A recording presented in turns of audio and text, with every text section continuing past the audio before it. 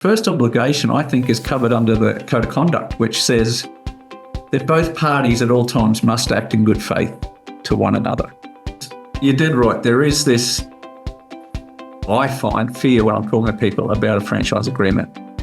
However, all of us, when I got my first serious job, and they sent me an employment contract, which specified the terms of my employment, which specified how much I was actually going to get paid, how much super they were going to.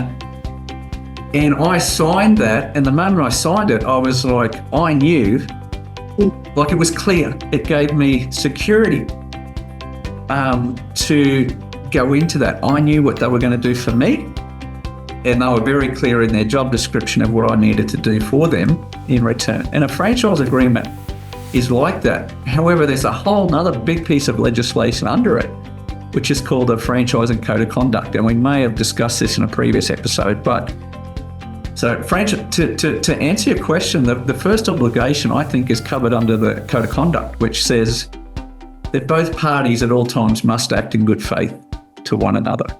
So I think firstly, as a franchisor to someone looking to join a franchise, my obligation is to at all times act in good faith. And so what's in that contract, I think, clearly lists for both parties' security our obligations, so that you know, just like your employment contract, you know what James is going to do for you. You know what you need to do. It's just very clear. It takes the grey out of it. You know, like if you didn't have that, well, who's doing the marketing?